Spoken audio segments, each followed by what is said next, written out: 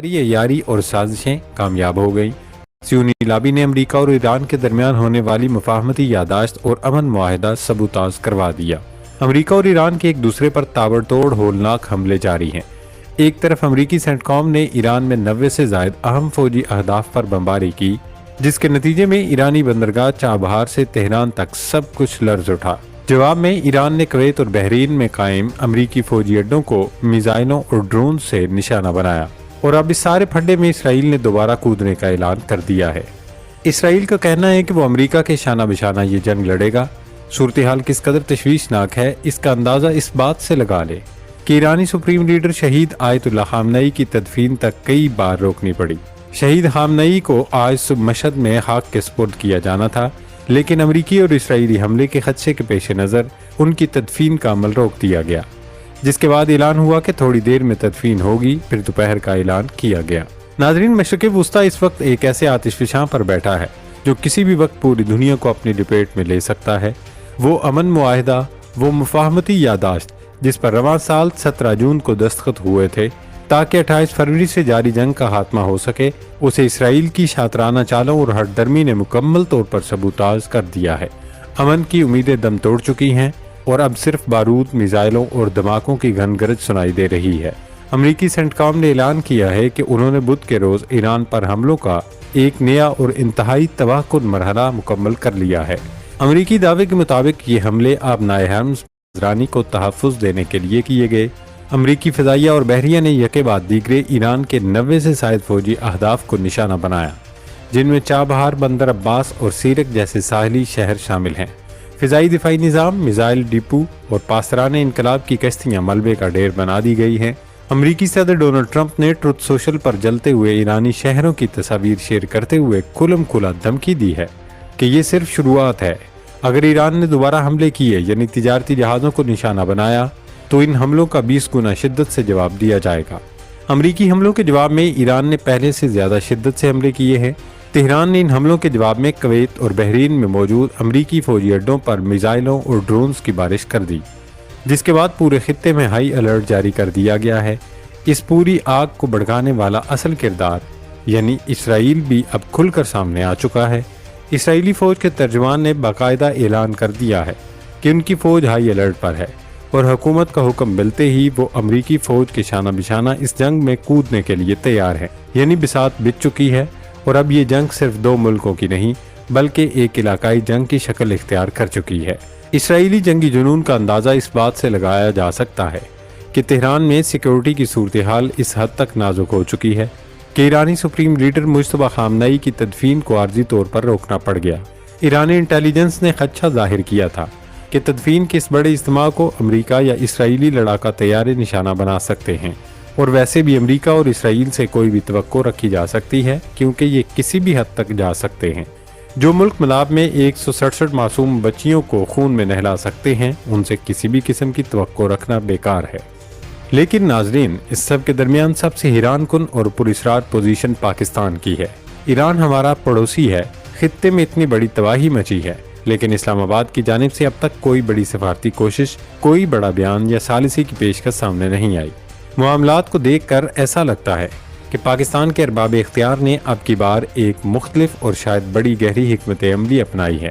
ऐसा महसूस होता है कि पाकिस्तान ने यह फैसला कर लिया है कि अब की बार उन्हें लड़ने दिया जाए, तमाम फ्रीकैन को जोर आजमाई करने दी जाए, और जब ये ताकतें लड़ लड़ कर अपने हथियार चलाकर थक जाएंगी तो फिर देखा जाएगा कि पाकिस्तान को क्या पोजीशन लेनी है। लेकिन ईरान की जानिब से सऊदी अरब पर हमला न करना ये जाहिर करता है कि ईरान इस जंग को बढ़ाने के मूड में नहीं है, क्योंकि पाकिस्तान का वाज़ेह पैगाम है कि सऊदी अरब पर हमला बर्दाश्त नहीं किया जाएगा। नाजरीन, मशरिक़ वुस्ता में अमेरिका और ईरान के दरमियान हालिया बराह रास्त तसादुम महज एक वक्ती कशीदगी नहीं बल्कि खित्ते की जियोपॉलिटिक्स में एक ज़बरदस्त ज़ल्ज़ले की मानिद है, जिसने तवील अरसे से जारी प्रॉक्सी वार को एक बाकायदा जंग में तब्दील कर दिया है। अमेरिका की जानिब से ईरान के अंदर 90 से ज़ायद स्ट्रेटजिक अहदाफ पर बमबारी और जवाब में ईरान की तरफ से कुवैत और बहरीन में अमरीकी अड्डों पर मिसाइल दागना ये जाहिर करता है कि दोनों ममालिक अब वापसी के रास्ते बंद कर चुके हैं। वाशिंगटन का ये दावा कि हमले आबनाए हर्म्स में जहाज रानी के तहफ़्फ़ुज़ के लिए किए गए, दरअसल बैनुल अक़वामी बरादरी को ये बावर कराने की कोशिश है कि ईरान आलमी मईशत के लिए ख़तरा बन चुका है। جبکہ ایران کا جارحانہ جواب اس بات کا ثبوت ہے کہ وہ کسی بھی قیمت پر دباؤ میں آنے کو تیار نہیں ہے۔ اس سارے منظرنامے میں اسرائیل کا کردار انتہائی مکروہ رہا۔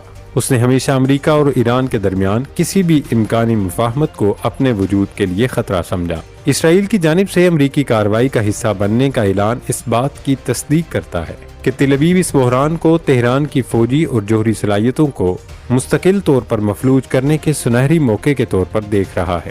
تہران میں پیدا ہونے والی سیکیورٹی کی نازک صورتحال، خصوصاً تدفین کے عمل میں بار بار کی تاخیر، اس نفسیاتی جنگ اور خوف کے ماحول کو ظاہر کرتی ہے جس نے اس وقت ایرانی قیادت کو گھیرا ہوا ہے۔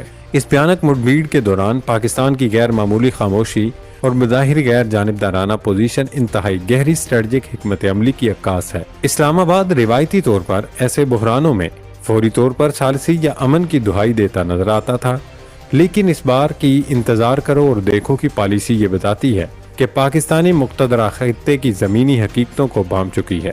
پاکستان شاید یہ سمجھتا ہے کہ اس وقت فریقین کے جذبات اور جنگی جنون اس نہج پر پہنچ چکے ہیں جہاں کوئی بھی سفارتی کوشش کارگر ثابت نہیں ہو سکتی، لہذا طاقت کے اس توازن کو میدان جنگ میں ہی طے ہونے دیا جائے۔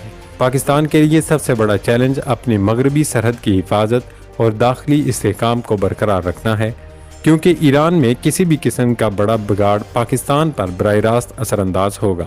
تاہم ایران کا سعودی عرب کو اس تنازع سے دور رکھنا اور ریاض پر حملہ نہ کرنا یہ ثابت کرتا ہے کہ تہران مسلم دنیا میں الگ تھلگ ہونے سے بچنا چاہتا ہے اور اسے بخوبی علم ہے کہ پاکستان کی ریڈ لائن کیا ہے۔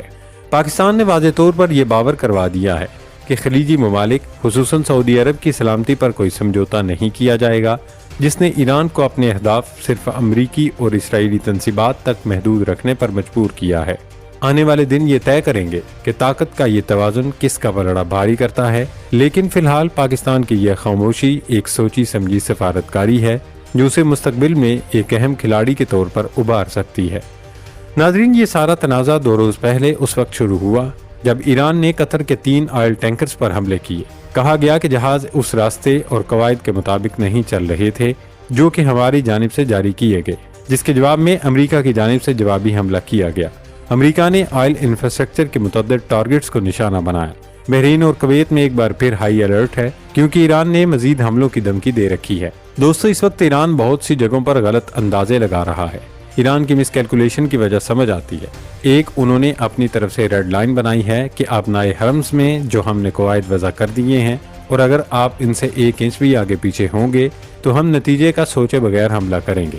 یہ پالیسی کسی بہادری کا امتحان نہیں بلکہ دانشمندی کا امتحان ہے، کیونکہ جب تک جنگ جاری تھی اس وقت تک امریکہ اور اسرائیل کو دنیا جارح کے طور پر دیکھ رہی تھی اور پوری دنیا کی ہمدردیاں ایران کے ساتھ تھیں کیونکہ وہ ایک مظلوم ریاست کے طور پر ابھرا تھا۔ اس کے بعد امن کا آغاز ہوا تو تجارت کرنے والوں نے اپنی کیلکولیشن کی ہوئی ہے کہ ہم نے اگلے 4 مہینے کس طرح چلنا ہے۔ دنیا بھر میں معیشت کو چلانے والے جو سینٹیمنٹ بتاتے ہیں وہ اب ایران کے حق میں نہیں رہا۔ اگر ایران نے بہت ساری جگہوں پر سمجھوتا کر لیا ہے تو ان معاملات سے اجتناب برتنا چاہیے۔ بار بار ایسے ٹریگر دبانے کی کیا ضرورت ہے جس سے جنگ ہوتی ہے؟ لیکن چونکہ ایران میں سخت گیر اکثریت میں ہیں، یا یوں کہہ لیجئے کہ اقتدار ان کے ہاتھ میں ہے، اس لیے جو لوگ مفاہمت، مذاکرات اور بات چیت کے ذریعے مسئلہ حل کرنا چاہتے ہیں ان کے لیے بھی کوئی دوسرا آپشن باقی نہیں بچتا کہ وہ ان حملوں کو جسٹیفائی کریں اور جنگ کی حمایت کریں۔ اب ایرانی قیادت کو ہوش مندی سے کام لینا ہوگا تاکہ اس جنگ کا خاتمہ ہو، دنیا کی معیشت بحال ہو اور خود ایرانی عوام سکھ کا سانس لے سکیں۔